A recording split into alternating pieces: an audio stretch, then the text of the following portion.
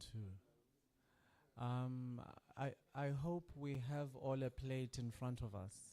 Good morning again. I understand some people are facing the other side of the room and others are facing the other side of the room, but that's okay. As long as you can hear my voice, that's all that matters.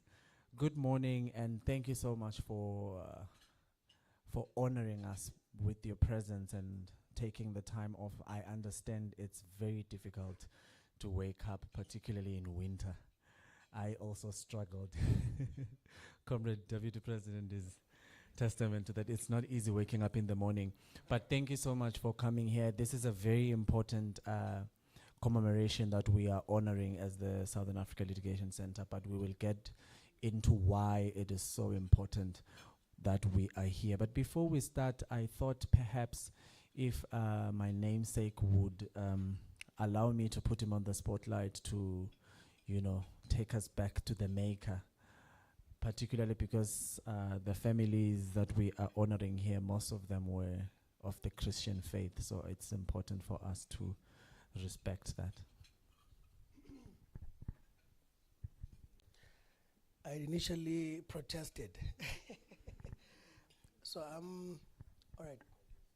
We will observe a moment of silence. I will pray. For those who prefer to observe a moment of silence, they may very well do so. Father God, in the name of Jesus, we humble ourselves before you this morning. We thank you for love and for grace, and we thank you especially for the gift of life and for creating this special day where we are coming to reflect on the work of our brothers and sisters who have toiled hard to see the betterment of society, to see social justice. We remember them, Father God, in a special way today. We pray for their families who are here, and we pray that, God, we may all be inspired by the work that they've done, that we may be reinvigorated to step out and to face the challenges and to fight for the betterment of society, to fight for a just society. And Lord Jesus, that you may remove all fear.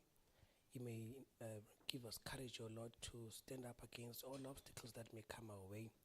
Be with us now, and we pray that you may bless each and every one of us present here and all those that are still trying to make their way here. After this event, we pray that, Lord Jesus, we may be comforted, and that, Lord, we may be inspired to work even harder to bring about the society that you want us to usher into this country. All this we ask in the name of our Lord Jesus Christ. Amen. Thank you very much. You just took me back to Sunday school. Well, now that we have been realigned with our maker, I would like to, before I invite our first speaker, to honor the families that are here. The Mkwanazi family, thank you for coming, and the Masego family I haven't seen yet, but I'm sure some of them are watching on our YouTube feed. The Gama family, thank you for coming. The Masugus, thank you for coming. And the Jensens, if they're in the room yet, but I'm sure they are watching on our YouTube feed. So now I would like we will get into the case itself as the program progresses, but I would like to invite the Law Society of Eswatini to maybe say a word or two. Most of our beloved people were lawyers, so the Law Society. Is anyone going to speak on behalf of the Law Society? Tag, you are it. They haven't arrived yet. So in that case, I would like to invite Lloyd from the Center for Human Rights at the University of Pretoria. He's the assistant director there, and he has worked very closely on human rights issues in Eswatini, and he will just say a word or two to us. Thank you.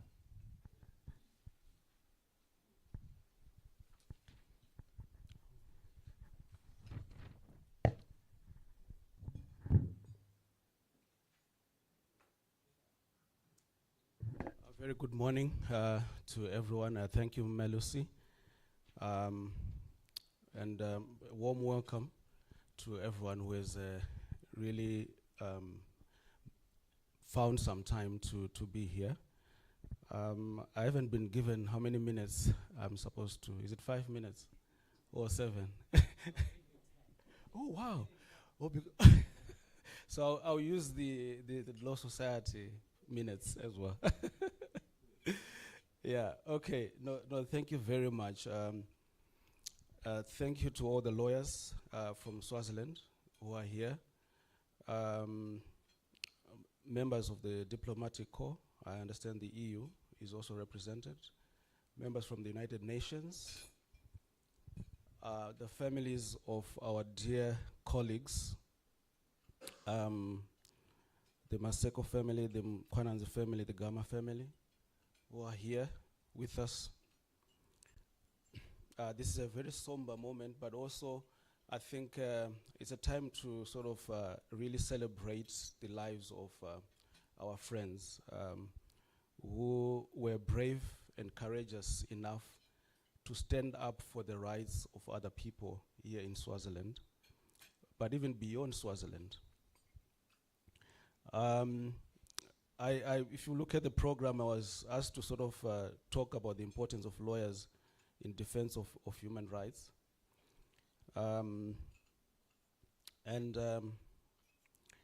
My perception of lawyer as a lawyer, I've worked before as a judicial officer.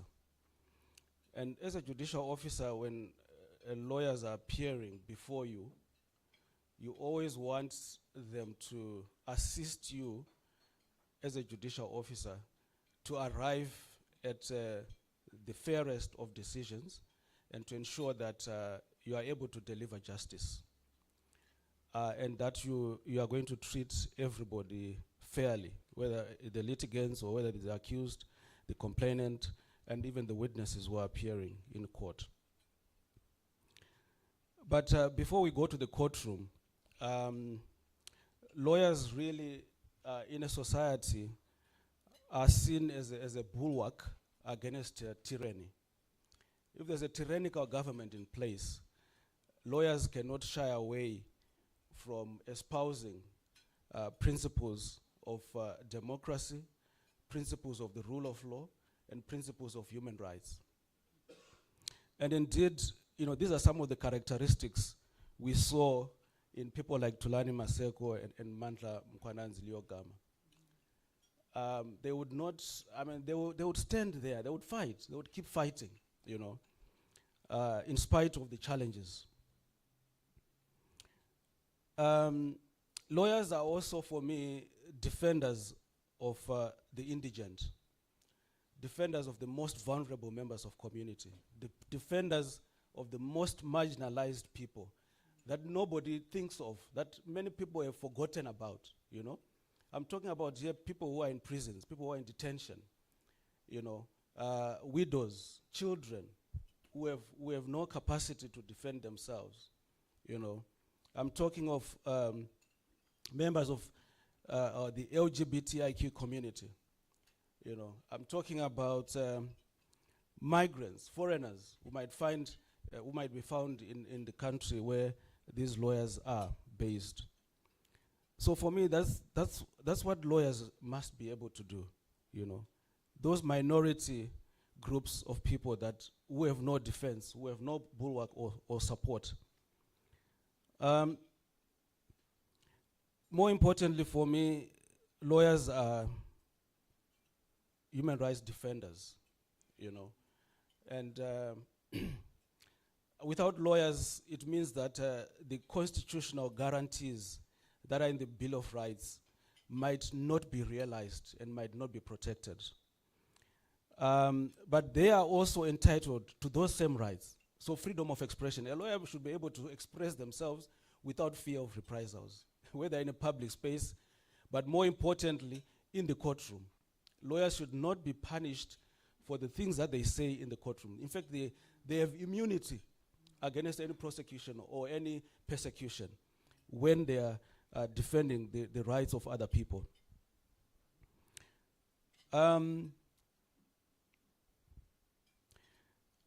When you are in the courtroom, it doesn't matter who the accused person is. General members of the public always say lawyers are about making money, and all that. But I think it's more than that.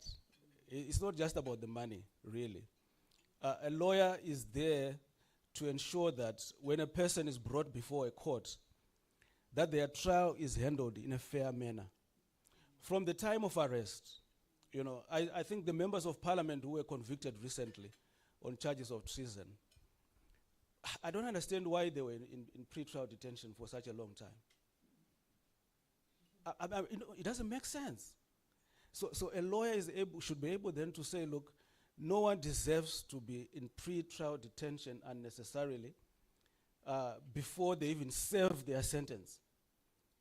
Especially when someone, is not likely to skip their trial, they should be afforded, bail. And so for me, lawyers are there to ensure that the presumption of innocence of an accused person is protected and is observed.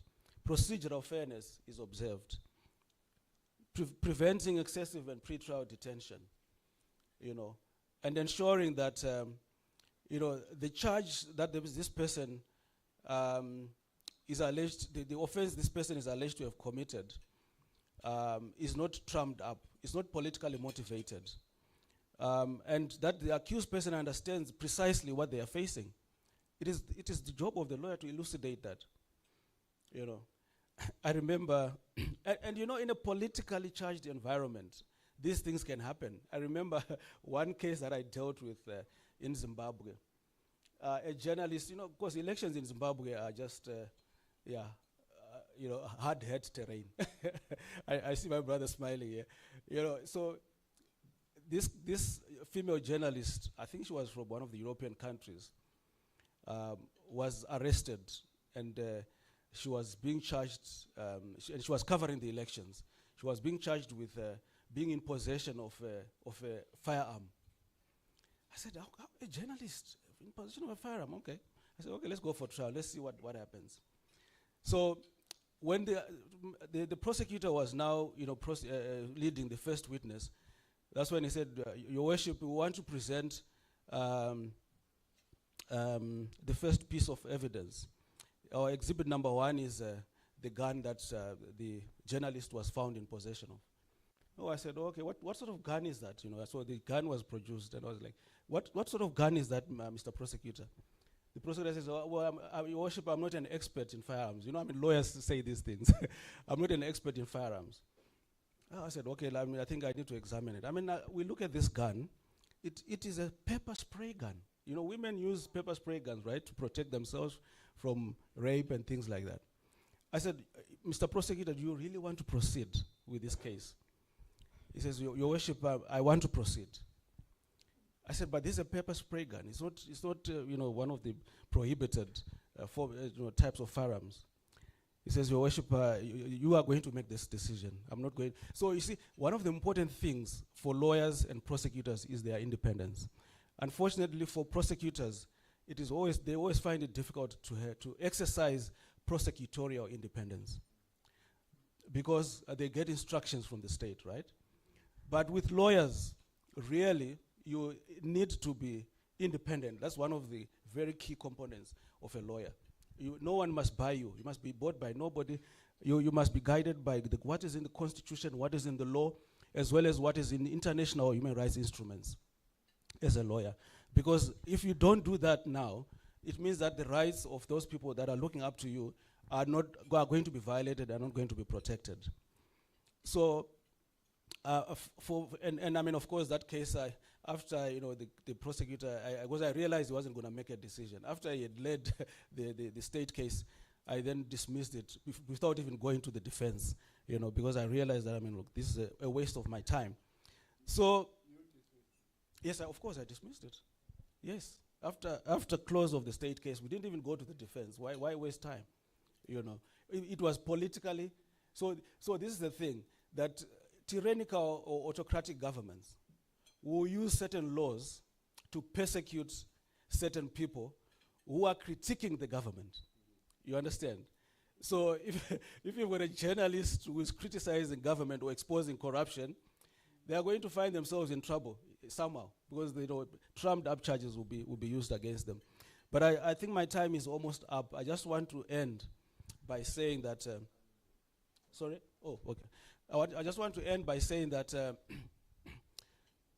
if you look at the UN guidelines on the role of lawyers, governments are supposed to protect lawyers, not to persecute lawyers. I think that's very critical. And I think governments need to read the UN guidelines on the role of lawyers and the importance of lawyers. They're supposed to protect them. And also, a lawyer must not be identified with their client or with their client's cause. Okay? So if you are representing an activist, or you are representing a critical member of parliament, you should not be identified with your client or their cause. Because if that happens, then you are also going to face the same persecution that your client is facing. You understand? So for me, governments really must recognize the importance of lawyers in defending human rights. My friend in Zimbabwe, Alec Mchadehama, who used to bring cases to court on human rights and defend human rights, one of the days he came up, he brought a case on divorce to the High Court. So the judge then said to him, "Oh, Mr. Mchadehama, I see you also deal with normal cases."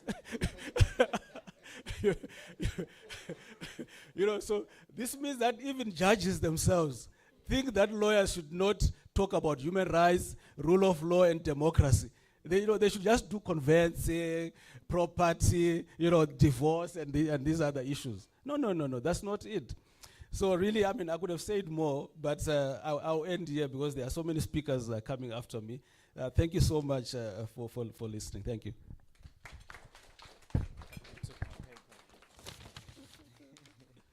Thank you very much, Lloyd.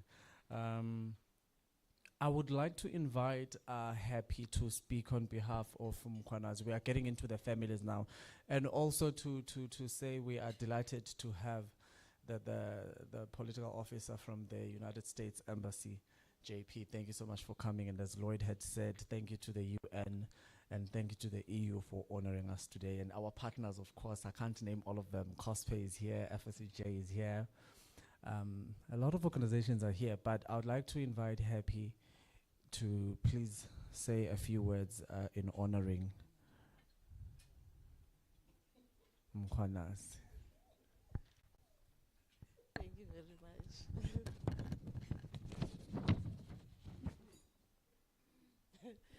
Good morning. Protocol observed. My name is Happy Mkhabela. I am an attorney practicing law. As a background, am I audible? Why are you laughing? We crossed paths with Mr. Mkhwanazi. It's a very interesting one because at that time, his office, he needed some sort of an assistant to come and assist in his office. So he gave me a call. That's what Mr. Mkhwanazi was good at. He did not like to approach a person. He liked to even call, even if he was outside. Mr. Mkhwanazi will not just come in, but he will just make a call. So he actually called me, Happy. Yabo asovele ngalana phela stova ukuthi sesichuba njani. Apparently when I went there, it was sometime on or about July. I was highly pregnant at that time. I was about 8 months. So I just went there and said, Mr. Mkhwanazi, so here am I. And then it was like, why are you not in practice? I was like, no, I was just taking a breather. But so is there anything wrong? And I said, yeah, but then I have to deliver first. And Mr. Mkhwanazi was like, there's nothing wrong with you. You're a human being. So why are you treating yourself differently from the others? You are capable. Why are you discriminating yourself? So for me, yes, I joined his office. I worked. I think I only worked for a month. Then thereafter, I had to go and deliver my baby. Then Mr. Mkhwanazi was like, oh, you've successfully delivered your baby. Then it means you are now entitled to your 3 months maternity leave. And I was like, Mr. Mkhwanazi, even without having served my probation. I'm like, no, you have your rights. You have your rights. So I cannot stand up and say I'm a human rights defender when I'm not even embracing the human rights themselves that I'm a proponent to. So, Mr. Mkhwanazi, that is when I learned about these human rights in the practical sense. Now, not the human rights that you actually read. Yes. Then thereafter, we started working. So Mr. Mkhwanazi, like his slogan was like, you know what, Happy? All human beings are born free and equal in dignity and rights. They are all endowed with reason and conscience and should act towards one another in a spirit of brotherhood. That Mr. Mkhwanazi, he did it excellently. And it even went to the extent that he said, you know what, I've browsed through your CV, it's quite impressive. You've learned, you've went to the University of Swaziland, you've got your LLB. But you know what, as we are here, we work as a team. It does not mean that when they see me in court, there should be someone who should be drafting the pleadings. So now I'm sending you to the University of Pretoria, where you should be pursuing your master's in human rights. So that when we draft these papers, the papers should speak for themselves, that we are not chancers here. That's what he used to say, by the way. So, so that's how Mr. Mkhwanazi was. He treated us as a family. We were not like as employees to him. And we are also grateful to Maga Mkhwanazi as well, because for us, we wouldn't have said that we lived with Mr. Mkhwanazi, we loved Mr. Mkhwanazi, when in actual fact, we only loved Mr. Mkhwanazi and hated his family and hated his wife. That will amount to hypocrisy. So for us, we are still one family. Mr. Mkhwanazi left us a sister, a beautiful wife. He's a mother. He left us his children. And it is also good to say that Celi, whom I was also surprised at that time, that, Celi, you have a 602 number when we are still at school. That's how Mr. Mkhwanazi loved his children. But like now, Celi was not overwhelmed with that. Now she's a graduate from the University of Tshwane, where she did marketing and she excelled. We are also proud of Simpiwe as well, who was always by the side of Mr. Mkhwanazi, wherever he was going. Even when we had these trips that took us out of the country, we'll find Simpiwe by the side of Mr. Mkhwanazi. Now, Simpiwe is doing Form 5 at St. Mark's High School. And we also have Sanele, who's now doing her Form 3. So it shows that Mkhwanazi valued the education. The foundations were firm from where we were built from. But in any event, we also had a chance of dealing with this matter that we are dealing with now, that will be coming up on Monday. I had the privilege of Mr. Mkhwanazi. He called me early on a Saturday morning. Yeah, Happy. We have to go to Johannesburg. We have to be ready. We have to instruct counsel. So that was it. He never gave me the room to say, it's such short notice, Mr. Mkhwanazi. And then I'll be instructing counsel. No, you have to learn. My duty is to ensure that you learn. So yes, we did travel with him, and I was in the company of Mr. Leo Gama as well, with Mkhwanazi, to give instructions to senior counsel in Johannesburg. We arrived there, it was in the afternoon. And then, I think it was around 7, I was like, Mr. Mkhwanazi, will it be possible for us to return back? So yeah, Happy. You're a human rights lawyer. Human rights lawyers, you don't live in a suitcase. You just have to figure out how you live your life, because you can't say that you have to prepare. You just have to learn how to live a day one at a time. So yes, he took us, and I have this very interesting one. Hope I won't waste time. And then like when we were there, we met a number of senior counsel at Johannesburg. Because at that time, Mr. Masego was in prison. That is why he did not accompany us there. So we met a various of attorneys, a various of senior counsel there. And then there was this one who was a female. She had a very squeaky voice. Her name was Advocate Nyoko. I think I don't know from which descent, but like the surname was Nyoko. So Mr. Gama was like, ish, African. I wonder if like these partners will also allow us to just to have two council. Yes, I approve that other one, but I want this Nyoko. Because she has this squeaky voice. I just imagine her like introducing her, because like then we had the Chief Justice Ramodi Pedi. And so Mr. Liogama was like, I just figure it out saying, may it please the court, my name is Miss Nyoko. And then I just know that the manner at which she sounds, they won't comprehend what she's saying. So like this woman would then stand up and said, and then Mr. Liogama was like, who did you say you are, by the way, madam? And then this advocate was like, no.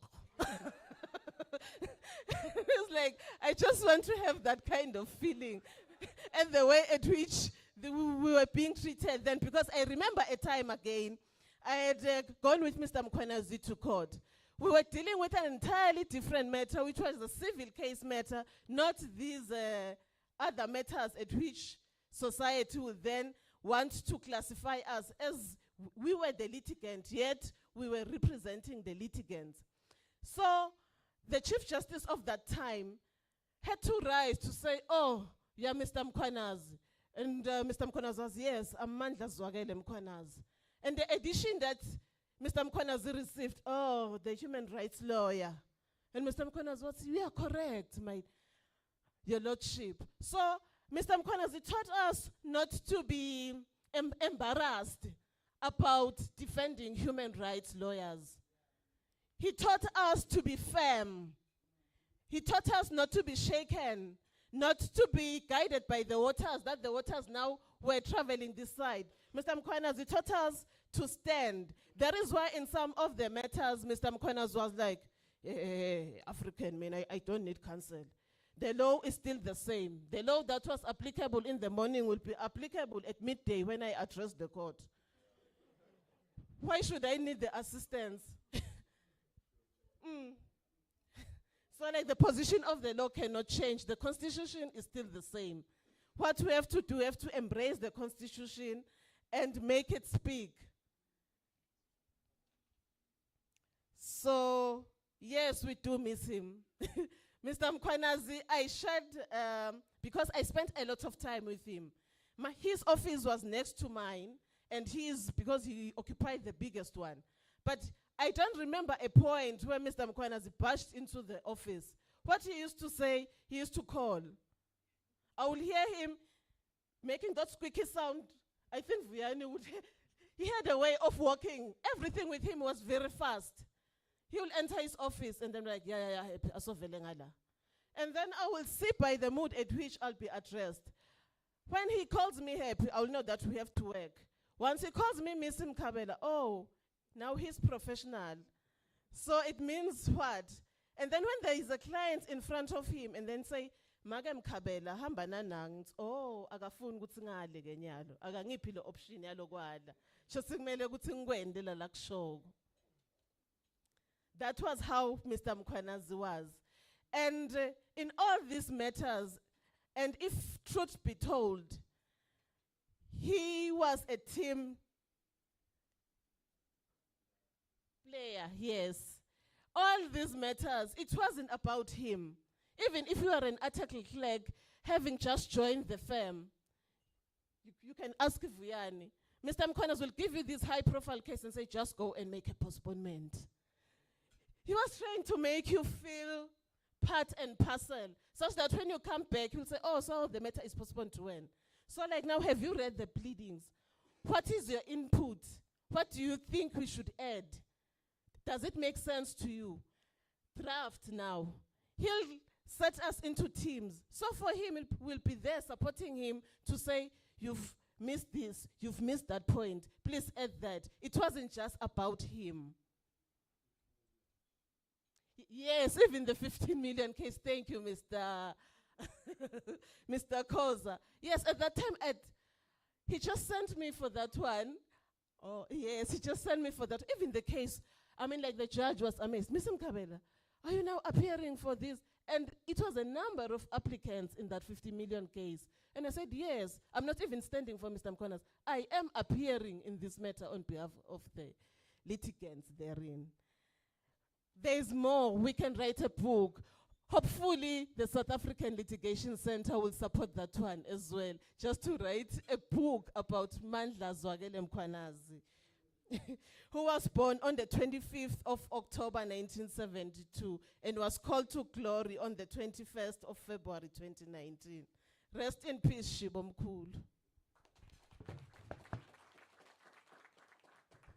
If the book is anything as interesting as these stories we're hearing, what we have to think about it. We should all love to read about him. Thank you so much, Happy, for the wonderful recitement of the life of Mr. Mkhwanazi. Can I please invite Comrade Victim? He will talk to the life of Mr. Gama, and he knows exactly what these laws feel like. I mean, I was thinking as I was wearing my t-shirt, if I should check in with you, comrade, if this is not what they would call sedition. But in any case, here we are, and I'm happy it's a room full of lawyers. If they dare try, everyone will be appearing on my behalf. Comrade Mandlana, if you could please speak briefly about Mr. Gama.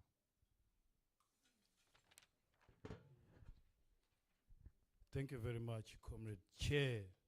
I don't think that would amount to treason, because I still have a t-shirt that you gave us during Tulani's case, and I'm normally seen with it on the streets.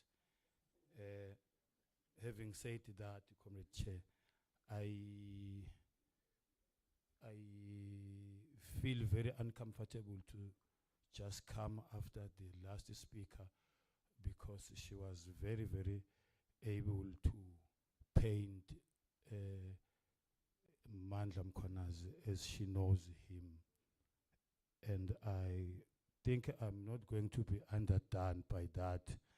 I will also be able to paint Comrade Leo Gama the way I know him, and I think he will also attest with that.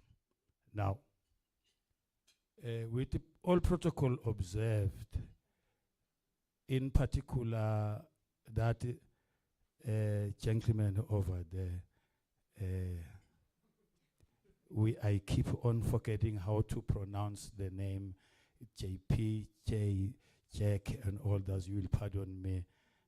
I take note of your presence in this house, and I feel greatly honored to stand in front of this house in your presence. Not very long ago, about a week or 2 weeks, we visited the American embassy, and it is this gentleman that warmly welcomed us, although we sat outside the stones, not inside the embassy's office. Now, I don't want, as we sat on those stones, I was reminded by one incident in 1989 when we got arrested, our first treason arrest, where Ray Rassen and Sabelo Dlamini sought refuge at the American embassy. It was still downtown there. They were allowed to stay there for about a week when myself and Zodwa were in prison. Very surprisingly, they were given food, but they were not given a toilet. They were only given plastics that when they felt like relieving themselves, they would relieve themselves on those plastics and then throw them outside. And after a week, they chucked them outside. But one thing good they did, they never told the Swazi government that they were going to check them out. They did not do like that South African Inyanga who decided to work on his own to transport and kidnap and smuggle the commander to this country. And when they went outside, they thought Swazi police were down there, and they were not there. They walked to the bus rank thinking they were going to be arrested. There was no one arrested them. They took a taxi to Oshoki border gate. They didn't know, they didn't have some documents. And when they reached that border gate, Ray, as it was Ray, hatched a plan that they should sprint straight to the South African border, which they did. And on the other side of the border, they were arrested. And when they were arrested, kept in South Africa for a week, then taken back. In a week's time, they joined us in the police. Now, I read from, is it social network, that that resolution went through the Congress and it is still going to go through the Senate. That resolution 174 I'm speaking about. And I think we should clap hands for ourselves on that, especially the Americans that they seem to be now siding with the oppressed. Leo Kama, I'm not here to speak on, I'm here to speak on behalf of the family and myself as well. On behalf of the family, with me here, I have Mbumi, Kama. Can you stand up, Mshana? This is the only child Leo had, the only daughter he had. She was reminding me about one trip we took. I took with Leo to fetch her at Nongoma College, and she is. I don't know whether I will correctly say it. She's a researcher in agriculture. Thanks for that, because the New Swaziland will need food. She's at the Stellenbosch University as of now, pursuing, I think, a master's or something like that. But it is a PhD. Oh, that is, and Leo would have been very proud to have that. Can we give her a hand? Now, somebody said it could have been William Shakespeare referring to Julius Caesar. He said, when a man dies, usually he goes down with all his good deeds. All that remains above are what? Are his bad deeds. And we always remember them for their bad deeds. But at this time, ladies and gentlemen, allow me to remember Leo for his good deeds.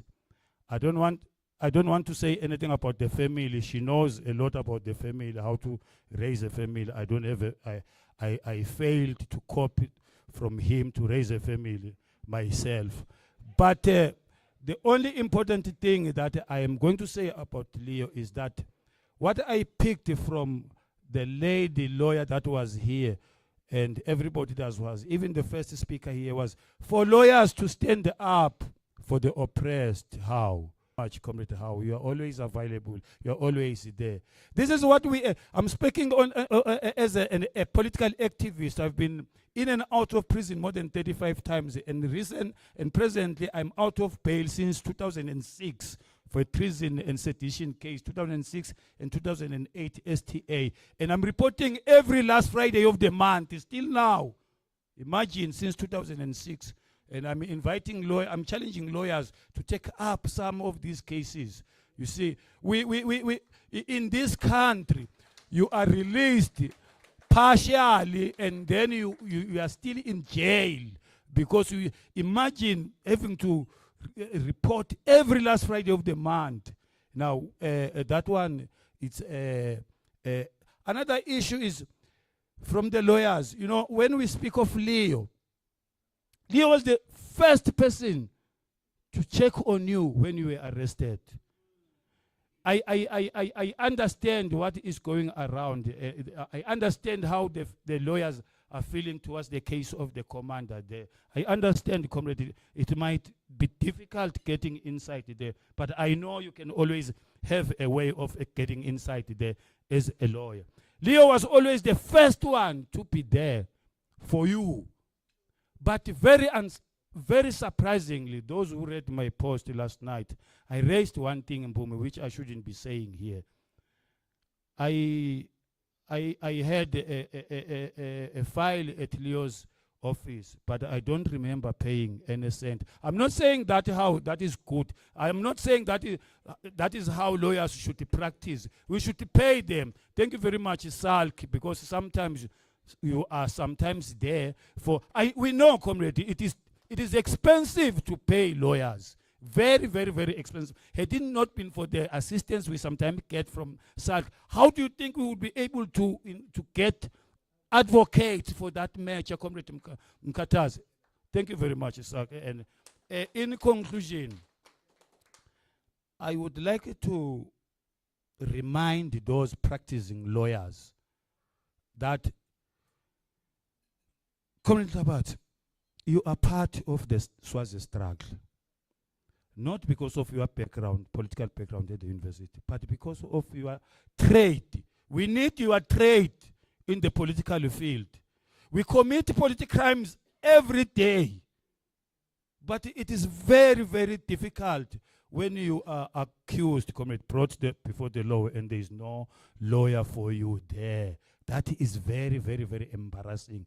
It even kufake emadolweni these young activists who is coming after you to say ganzina siboshwa bobani labatasimelela. For those of you, Comrade Howe and the others, we say thank you very much for being there with us. And Comrade Mbumi, on behalf of Leo, can you and my Jay's sons and daughters, can you grow up and become men and like your fathers? It is unfortunate that none of you will become lawyers, but we hope from my Jay's family there will be a lawyer. Thank you very much.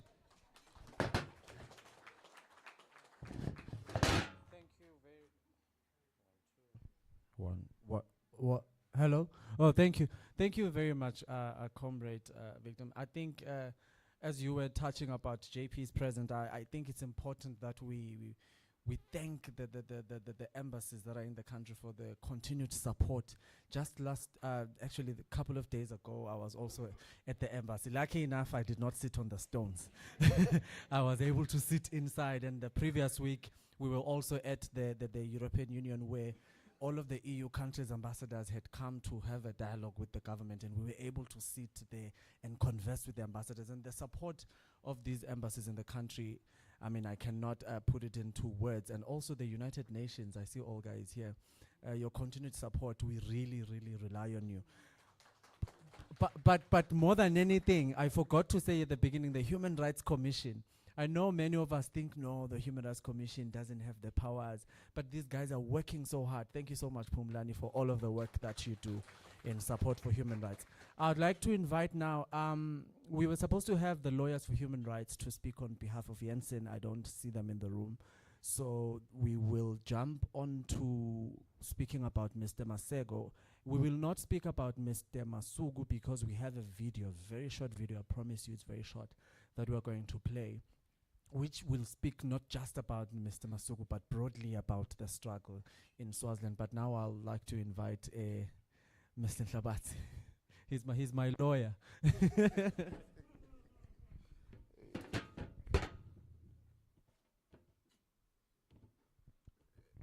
Let me greet you all according to your rankings.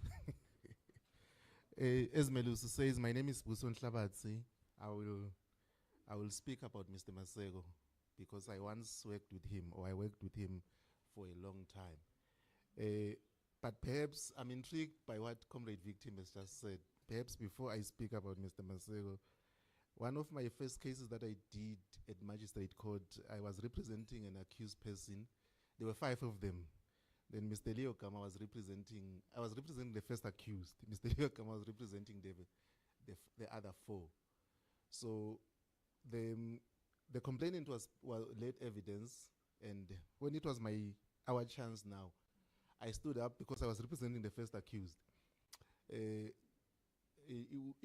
the hope that I was going to cross-examine the complainant.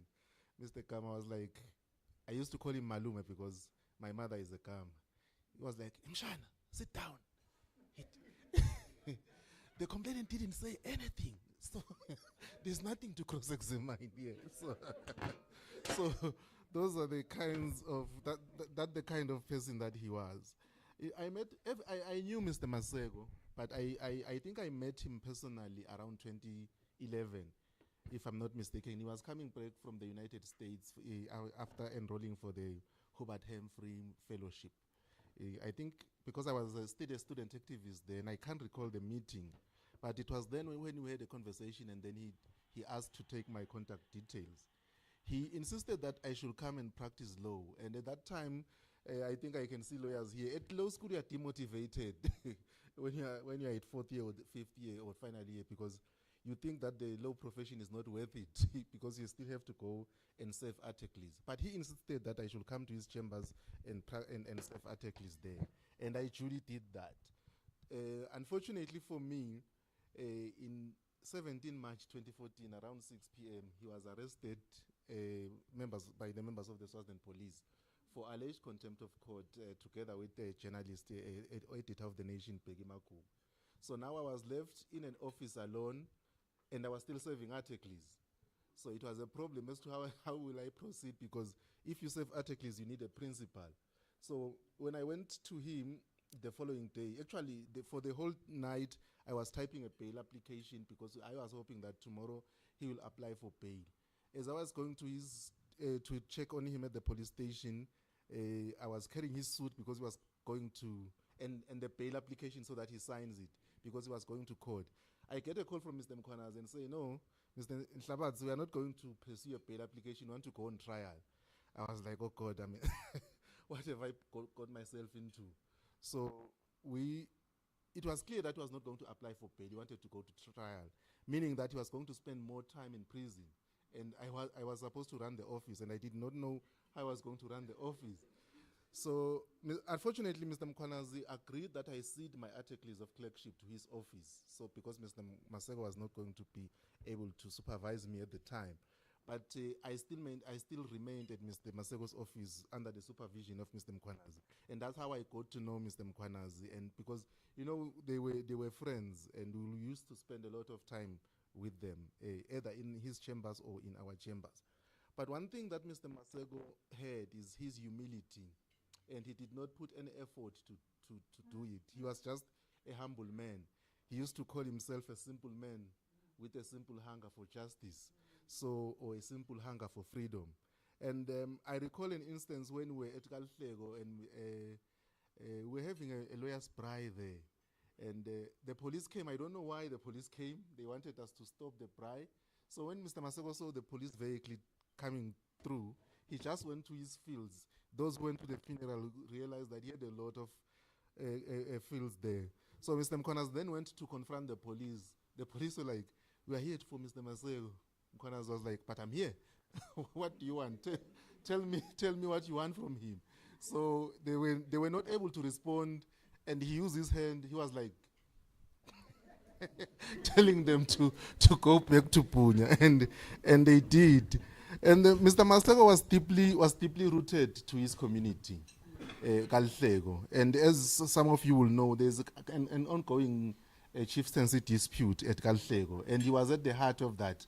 And if you recall his statement of defense when he was during trial, he does raise this, that by coincidence he found himself as a member of the Galuhlego Royal Crawl, being the Masego family, and he has found himself in that problem. But one fundamental thing about Mr. Masego is that he did not believe that we should give up on the rule of law. He believed it's a project that we cannot give up on. I recall one day in 2018 when His Majesty unilaterally changed the name of the country. He was like, hey, Gogo, he used to call me Gogo, I'm going to challenge this. I was like, but Masego, this is not worth it. The following day was like, no, I have to challenge this. No one person can just change the name of the country without involving the citizen. I'm going to talk to Aneke.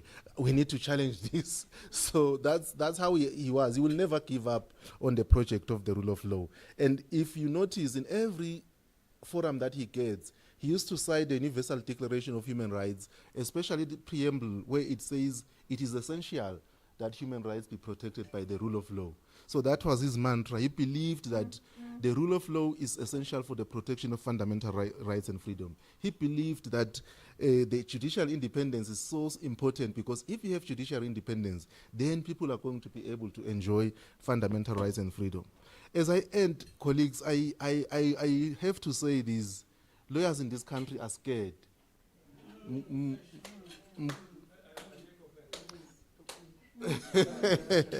Mkwanazi is no longer there. Leo is not there. And Masego is not there. The fear, colleagues, is there. Lawyers are scared. They are not scared of taking matters. They are not scared of representing people in court. They are scared because they are now affiliated to the actions of their clients.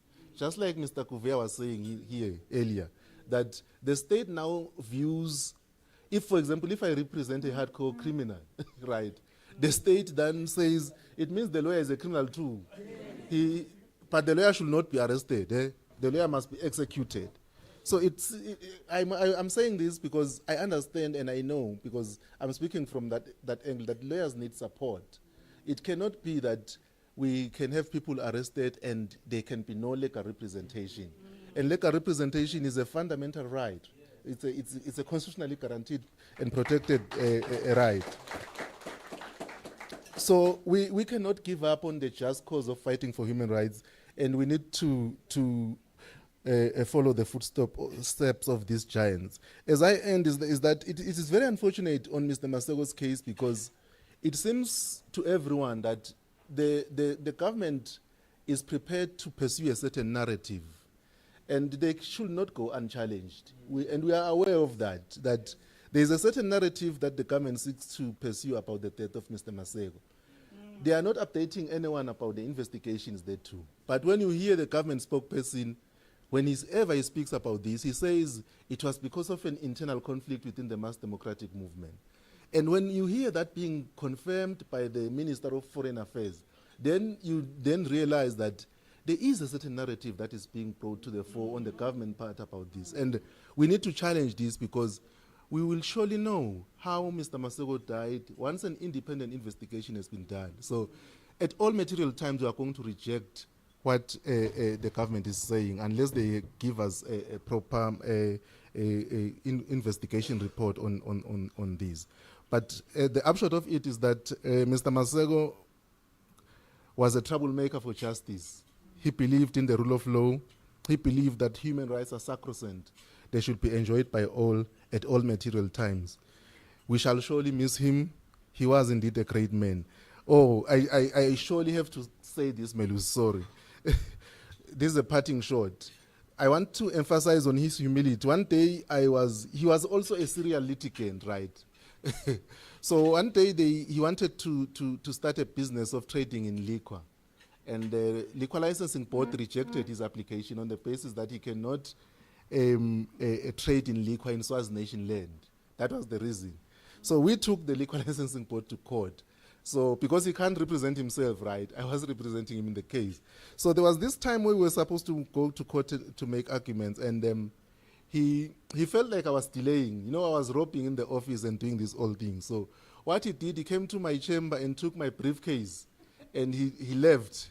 So there I was following him fully roped, right? So lawyers will understand how odd that sounds when your principal is carrying a bag and you are fully roped following him. And I think we met one lawyer who was like, because the assumption was I have made him carry my briefcase, but he voluntarily did that. So that's what a simple man he was. That's how humble he was. And we shall indeed remember him. May his soul rest in eternal peace. Thank you so much. Well, Mr. Masego was also my lawyer, so yeah, many people have been my lawyers in my lifetime. Can I now please invite Anneke Mekoto, the Executive Director of the Southern Africa Litigation Center, to tell us about this case that has brought us here in the first place. Thanks, Melusi. Good morning, everyone. I specifically want to thank the families, Leo's family, Mandla's family, Mario's family. It's it's really heartwarming to see you and to see how you continue supporting the cause that they had fought for their whole lives. And that's really what we're here for. We're here to commemorate the many people who were involved in the struggle, but specifically there's a case coming up, and let me give the background to those online who might not have the entire background. But on this coming Monday, there will be a case before the Supreme Court of Eswatini, which challenges both the Suppression of Sedition and Subversive Activities Act and the Suppression of Terrorism Act. The case has been a long-standing one. The case in Tulani's case dates back to 2009, and Mario's case back to 2014. And I'll speak a bit about that history. But the reason why we're commemorating the lawyers is that so it's a case that's been going on for almost 10 years. And many of the people who initiated that case had put a lot of effort into it. They had stood up in front of the courts at times when things were very heated within the country.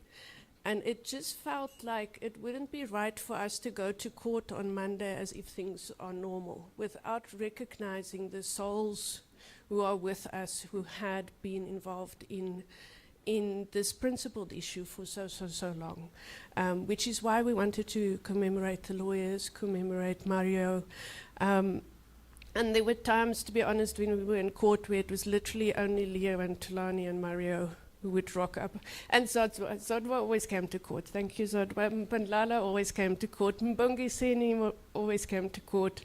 The rest of the movement, not so much. So there's diehard people who came and supported this case, and for that we're very grateful. But I want to speak a bit about, Sibusiso mentioned the issue of rule of law and how the lawyers and the people we're commemorating the day today fought for the rule of law. And in the history of Eswatini, there's a very interesting relationship between political action and the judiciary and the courts, and how the government has responded through rule by law. And I'm going to set that out because I think it's important, you know, like, and Zodwa and Mpandlala, you can bear with me, and Tembi, that the discussions we're having in Eswatini now is not new. Every few years the same thing happens, the same discussions happen, decades and decades already. And every time it's almost like the country is stuck in a loop. There's protest, there's prosecutorial and arrest response, there's a crisis within the judiciary, things die down, and then it starts up again. You know, like it's the cyclical thing, and we just never get anywhere. I mean, to be honest, in the past 10 years, we've seen many different ambassadors in forums discussing exactly this, which is why I'm giving the history, because we want to move beyond this cycle. And I just quickly want to take you back, because there's a great many people that we had lost in the process. And I think one of the saddest things is, because political parties have been persecuted for so long and activists have been persecuted for so long, there isn't an official history of Swaziland that really represents everything that has happened in Swaziland. And I'm the last one to give that history because I'm not from Swaziland. But as a lawyer, and as we had been working through these cases, I just want to highlight a few things. The one thing, and this is something that Tulani felt very strongly about, is that there's I'll call it a legal fiction, not even a legal one, that the king is above the law. The courts have chosen to interpret it that way. I don't think the Constitution actually allows for it, because that would contradict the whole purpose of a Constitution, which is the supreme part of the country, supreme law in the country. But there's a very, you would have seen often in headlines in the press, more recently the EBC chair said no one can challenge the king. You know, like, he's above challenge. So I think that fiction is a fiction that's very problematic for the country and has contributed to the repression, because it means no one can even attempt to hold the monarchy accountable, or to even just say their views about them. And it dates back a very long time. And the reason why I'm going to give you this background, and this is more for the people who's not from Eswatini, who's online, even at the first so-called democratic elections in Eswatini post-independence, the monarchy and their supporting party won, but there were 3 people from the opposition, the NNLC, who became members of parliament. And that was such an outrage for the monarchy that they then started challenging the citizenship of those individuals, to the point where they were arrested. The matter went to the courts.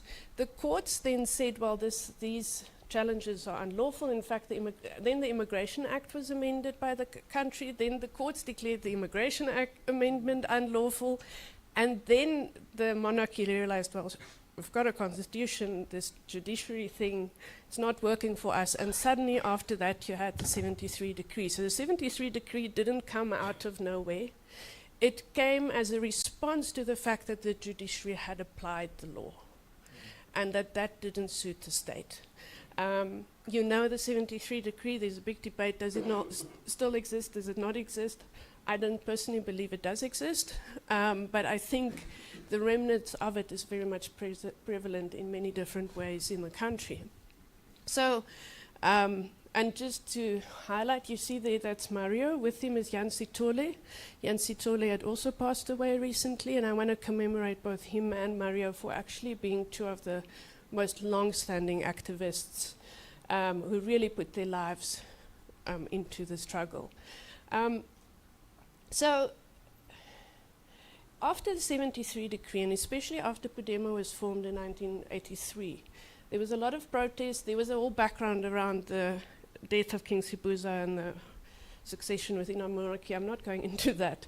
But the point is that as Podemo gained precedence as a movement within the country in the early 80s, the government resuscitated the Sedition and Subversive Activities Act as a colonial era piece of legislation. And they started arresting people. But then in 83, they also amended the act to actually provide for quite, terrible things. They allowed for bail without trial, without going to court. It was the 60 days detention, 90 days detention, that sort of things.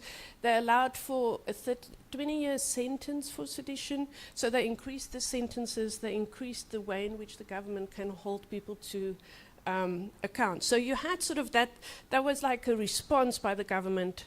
Things died down.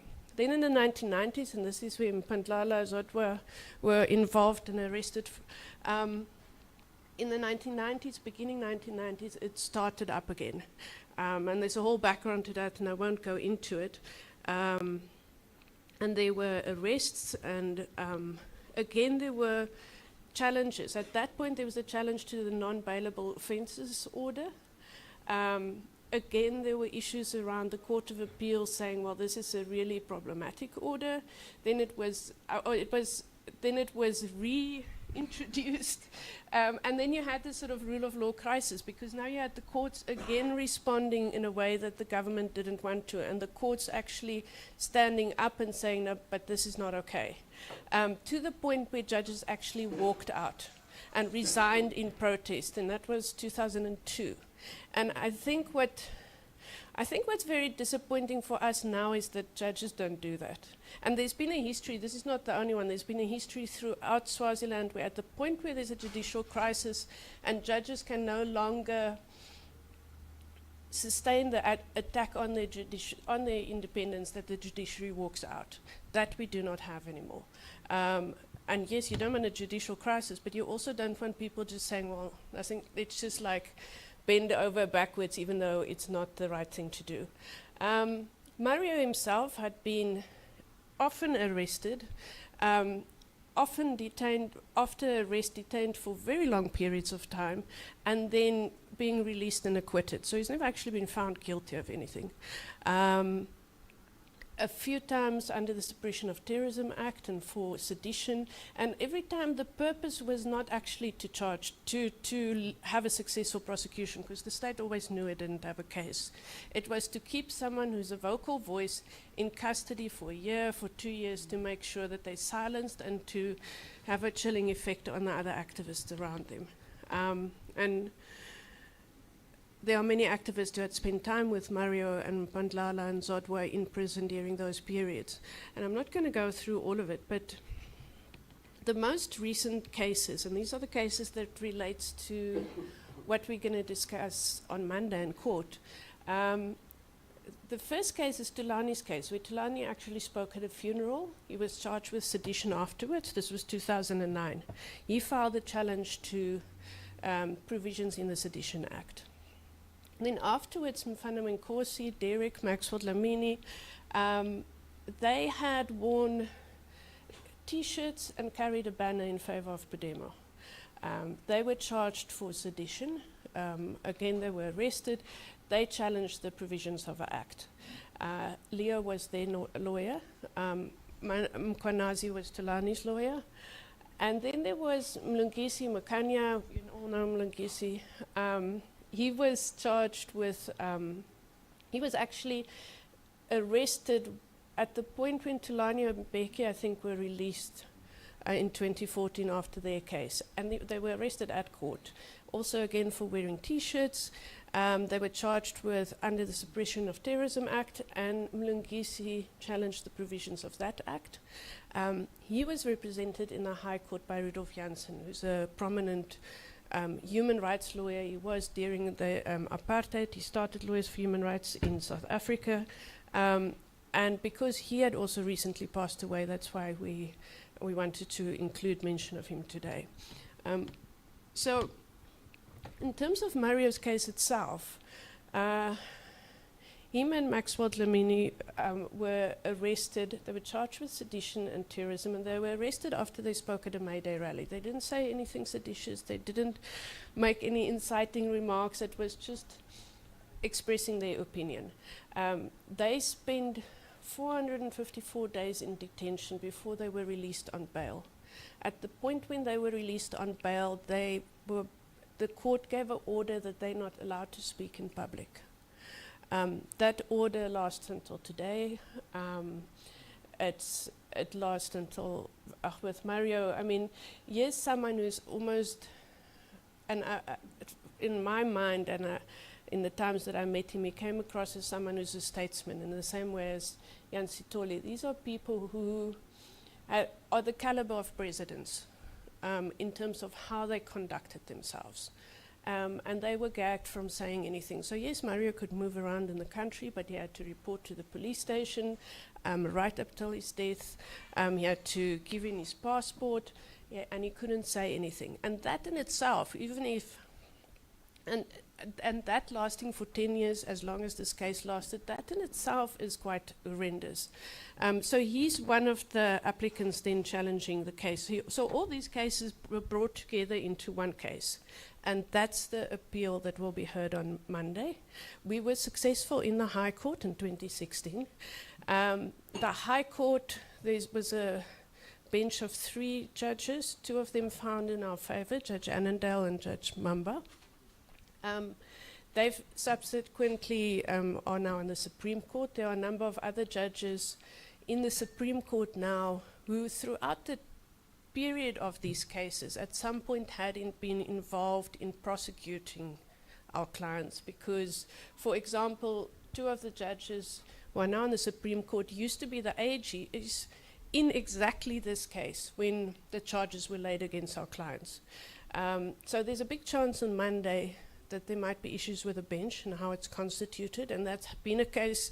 The case has been many times delayed because of that, because you cannot really find an independent bench to hear this matter.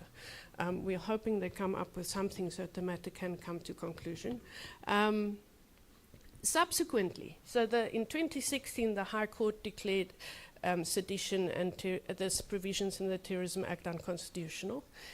Subsequently, the state continued to arrest people under those same laws, even though it had been declared unconstitutional, to a point where the High Court said, listen, this is outrageous because the appeal is dragging forever, and a 3-bench panel in court had said that it's unconstitutional, and yet prosecution still applies this as if they just ignored what the High Court had said. And even then, the court had to say, this is not okay. The case of Goodwill Sabia, for example, he spent a year in custody before the charges against him were withdrawn. So what we're doing is we're hoping all of you would rock up in court on Monday.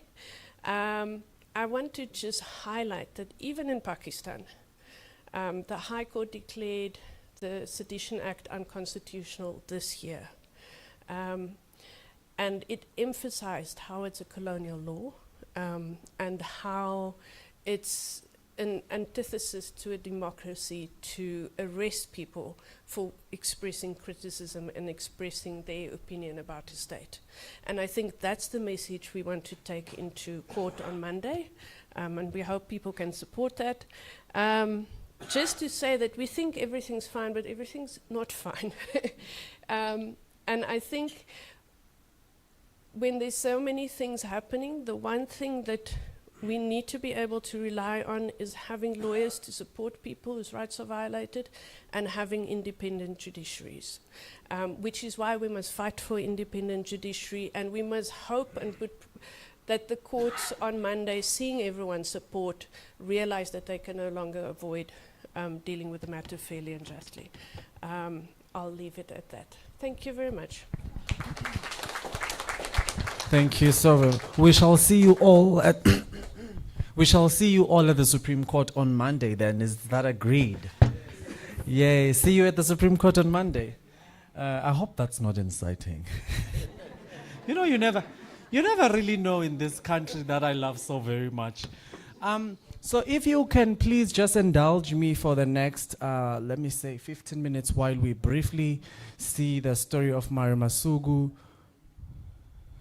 I used to be a teacher in my other life, so I prefer my students to listen to me. So we'll just briefly watch a story of Mary Masugu in his own words and those who were friends of his, and then we will get T-shirts that are as nice and as beautiful as mine. Others are more seditious than others.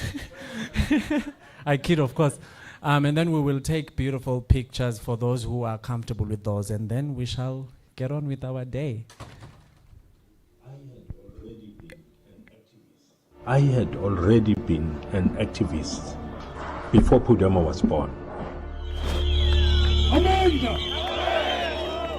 The New Swaziland will not be written without the Mario story. Because without the Mario story, the story will be incomplete. He was a resolute person. He was a person-in-law who was ready to die for what he believed in. I would be somewhere in the schoolyard being a Form 3 student or whatever. Then you would hear people, running around and telling you Mufasa is around. That's the nickname they gave him at school for some reason. As a young boy who grew up in the rural areas myself, we are made to believe that the king is infallible. But Mario demystified that for young people like myself.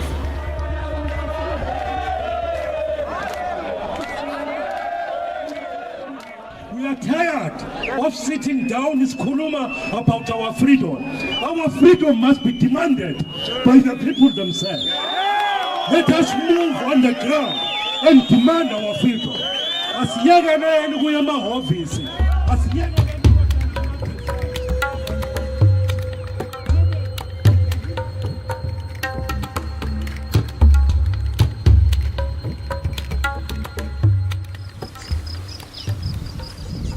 I grew up like any other young Swazi boy, herding cattle,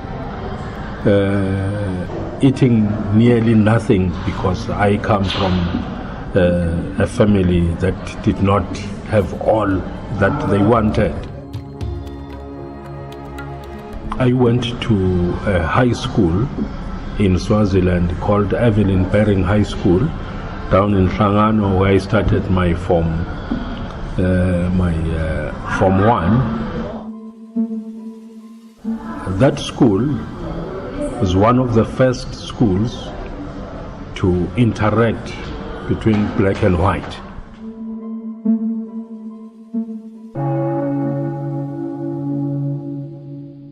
I'm a member of the African Methodist Episcopal Church. That's the AME Church. This is the church that was formed by one Richard Allen in the USA. This is the church that did not agree to the disenfranchisement of the black people then. So it was a church of liberation.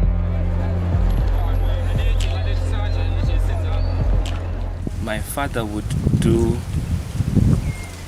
shopping. He would literally go to the market to buy from as many ladies from that market as he could. You'd buy onions from this one, green paper from the next one, and you know, because you've got to support. I happened to meet Mario, the soccer player. I happened to meet Mario, the banker, the father, the comrade. He was an internationalist because Mario, umfaka noma nganguphi, you know, he would articulate his issues. Ngokuthi eMaswati aphathe kanjani. I was employed at Barclays Bank in 1971. Working in the bank opened my eyes because I became a member of the trade union movement there, the Swaziland Bank Workers Union. I did not know when I first met him that later in my years as a lawyer, I was going to represent Mario, and he was going to be one of my longest clients, you know, in the fight for justice and democracy in Swaziland.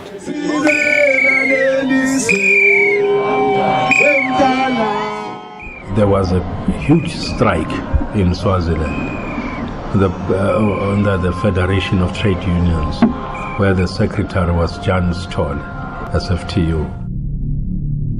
Mario and Jan Stoll had the longest fight for democracy in Swaziland. I think the two of them,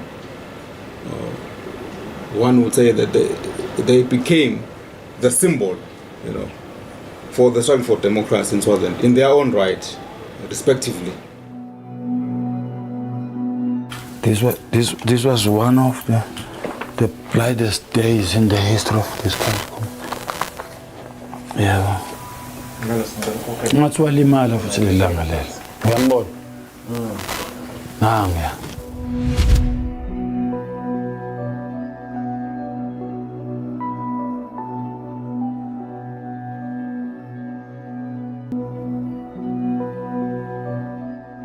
I was arrested in 1989 for being a member of Pudemo and charged with high treason. And of course, while I was in prison, in the maximum prison in Matapa, the bank expelled me. Where about 11 of us were arrested for high treason and sedition. It was terrible. It was terrible. Number one, sesiyathathwa sinikwe ejele phela siyagcina correctional. Angithi. I'm the only one lohleli angisakhona ukubona angibaboni labantu le who I had started to associate with. Le nanoma lokonke kwakwenteka ngale gam kubomake kubafati. I could not even talk about. I was taken into isolation. You know, and it really kills your brain.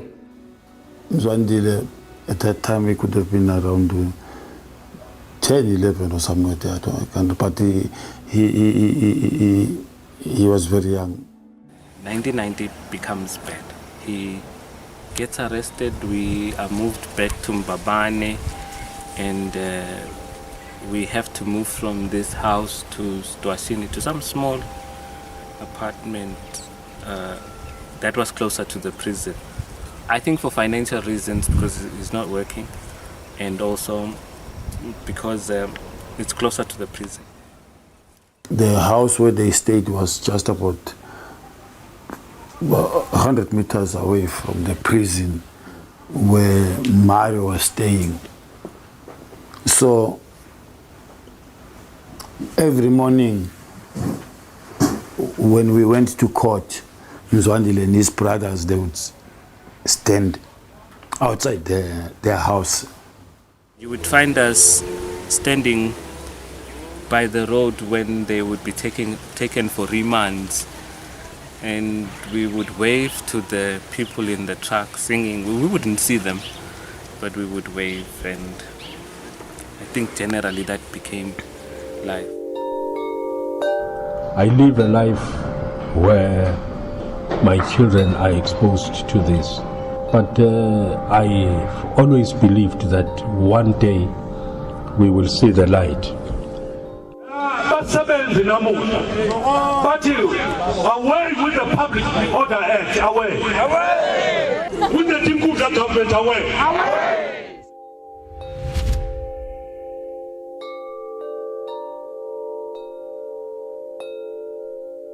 Mario happened to be arrested around the year 2000 for addressing a rally, I think, where he called upon that the reign of the Tingundla system under the leadership of King Mswati must come to an end.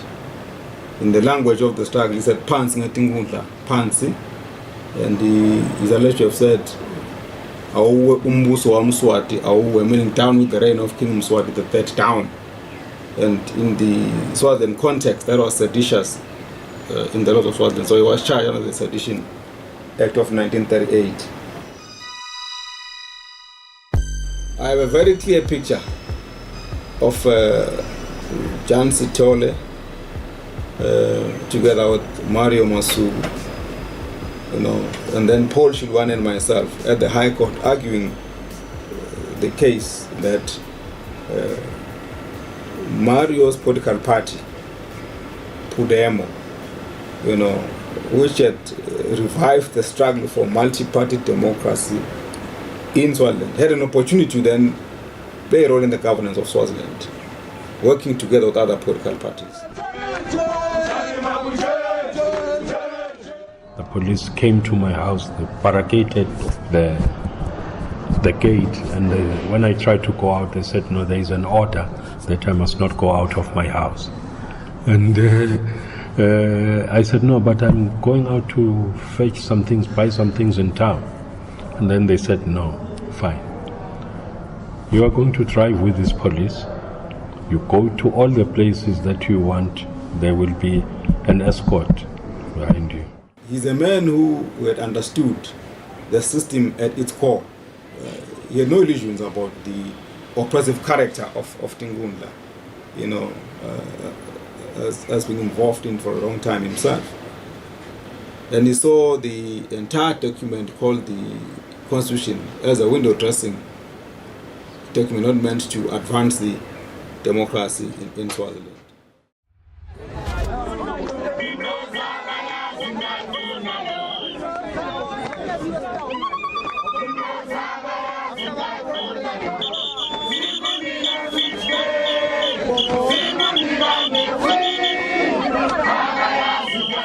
Everybody knows that people are aware that I'm still on bail, under bail conditions, under the Suppression of Terrorism Act, for which I was charged in 2014. I think the greater interaction was when we moved into Maximum.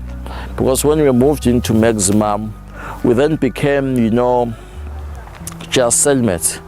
But the first time when we arrived, they always kept us locked into that 4-meter square, square room there.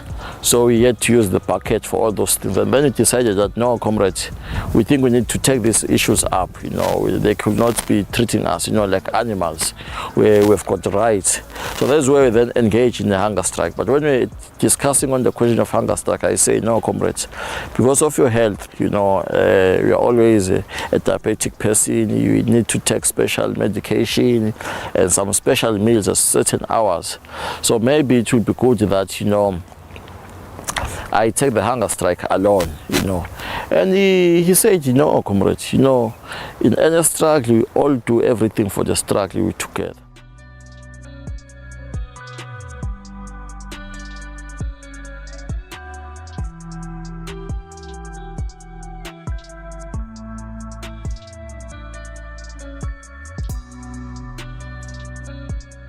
Mario struggles, dating as far back, as 1983 when Pudemo was established, and the many, trials and tribulations he went through, starting from the 1990 high treason trial, where he was acquitted by the Court of Appeal then,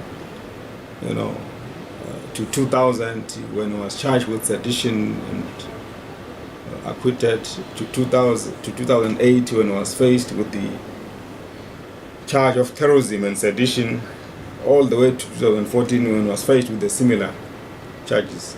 Really is an indication of how oppressive this system is to the people of Swaziland.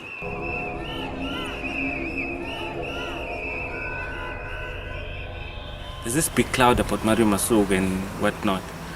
My memory around that time was how everybody feared this big bad person, Mario Masuku, especially some of the teachers. The members of the community where I come from, down in the rural areas, were clearly Makosini. They were supportive. They are even now. Even anybody who goes there will tell them that I am not what I am made to be, because the state here has made me, described me like an animal with horns and all that, terrorists and so forth. But at my place, many people come in there and visit me. I therefore believe that I am just part of the family, and people look at me like that. He was very, very, very passionate ngento la yendako. Nakubantu Mario nabothi bohamba naye lapha emgwaqweni. You'd end up taking 2 hours kusuka nje estaladini lesinywe lapha, because he would stop everywhere, talk to people. Kunemingcwabo yebantu sometimes langabadi nekubadi. Nemkakhe Mario Masuku bahambile baye kulabo bantu bawubangcwaba. Nebantu nje lahlangana nabo Mario uyabakhulumisa, uyabasita la angakhona kubasita khona. Ejele kwakhona la sasihlala khona, unawulalela, lama officers la bese they loved him because he was the man lolo beka ngalwi, but lo muntu lotawuzama ukuthi a share an impression, a positive impression, and the reason why he was doing what he was doing. So he was a people's person. No, if you say despite all this harassment, intimidation, arrests and prosecution and persecution, he never gave up.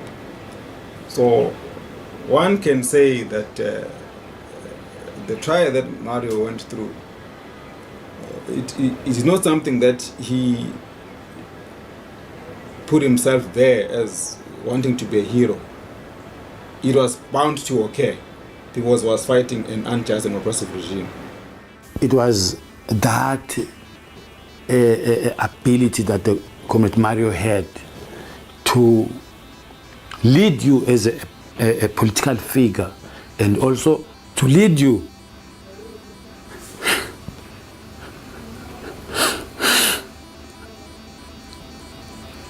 raised in a home that believes in justice for all, taking care of your neighbor. It's always been there. I mean, at some point we've lived in this house with as many as 19 people. We have comrades who he finished school because of his own, from his own pocket. I got a call on Monday morning, early in the morning, you know, this is Maro, can you come into my house, you know, in Iveni, in Mbabane? So I just took a bus, you know, I went back to Mbabane. I find him there, you know, with Magamasuku, but he was leaving Magamasuku for his business in Manzini. So we just say hello, they offered me tea. And the interaction with Comrade Mario Masuku, just briefly about how challenging these issues, you know, the victimization that comes with an activist.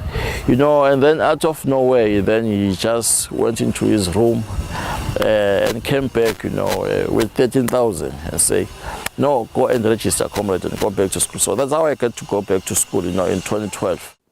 We have comrades who have actually found a home in his house. They grew up there. Somebody once asked me and said, but Mr. Masuku, where did this all start? And I say that I'm part of the community, like I said. What hurts one person, it also hurts me. Comrades, comrades, a time will come.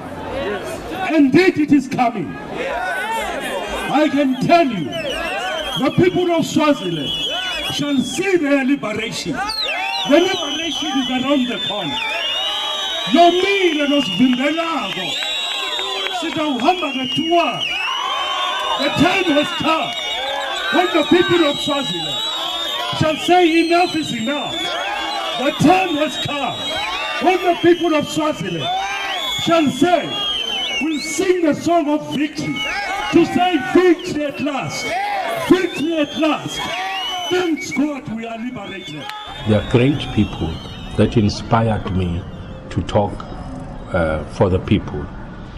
One has been Martin Luther King, who had to lose his life for the people.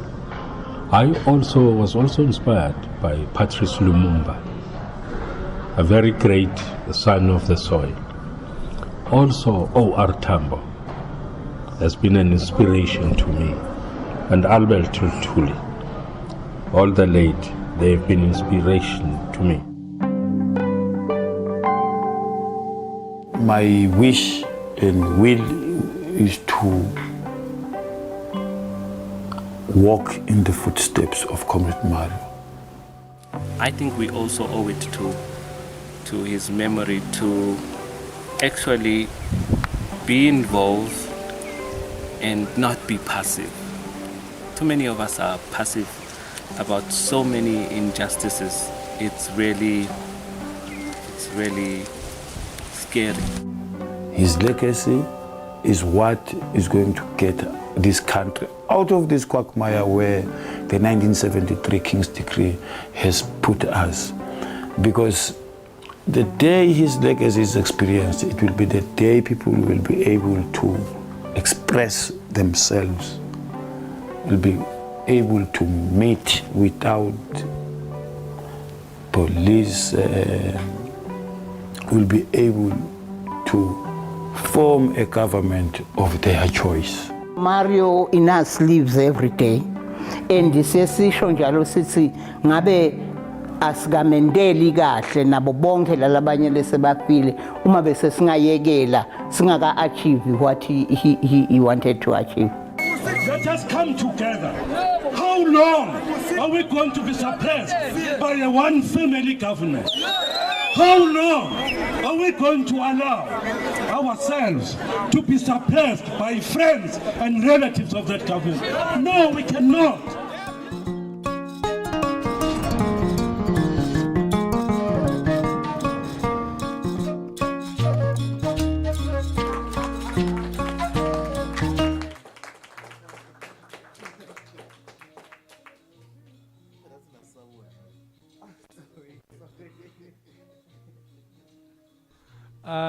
Thank you.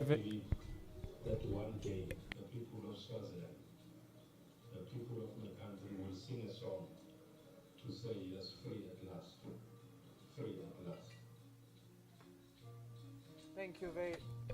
Thank you very much for the time that you have given us again. And there we go.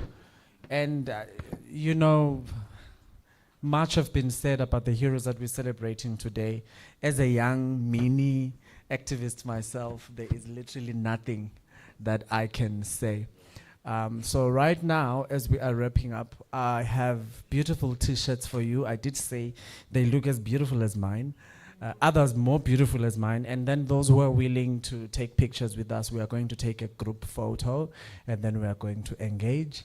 Otherwise, our meeting has come to an end. Again, thank you so much for coming. I did notice the head of Kango, the Coordinating Assembly of Non-Governmental Organization, is also in the house. For those that I did not mention, I'm sorry, but I feel like I mentioned almost everyone. Thank you, Lila, for joining. I thought I saw Mary walking at some point. Magamasego, thank you very much for joining us. Thank you, Mary, for joining. To everyone, really, we appreciate you. We will see you on Monday.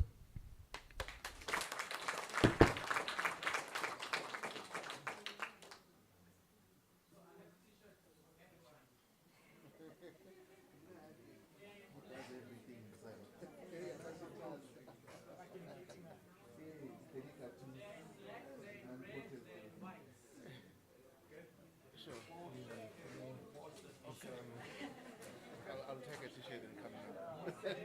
Start with school. Okay, that's fine.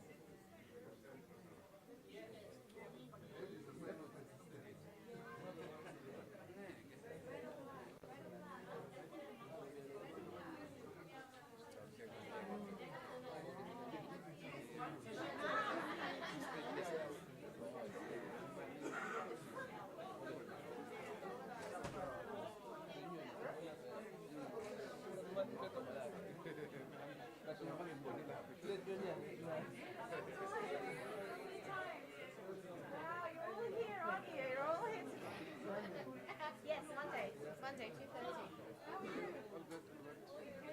What color t-shirt? I got two. Black or red? Black. Black.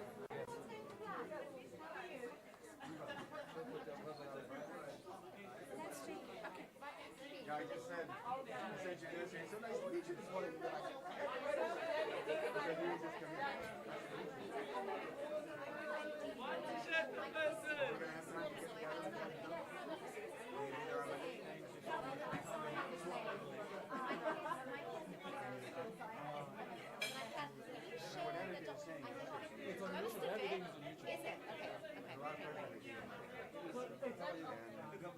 Everyone's going for the black one. For the red one.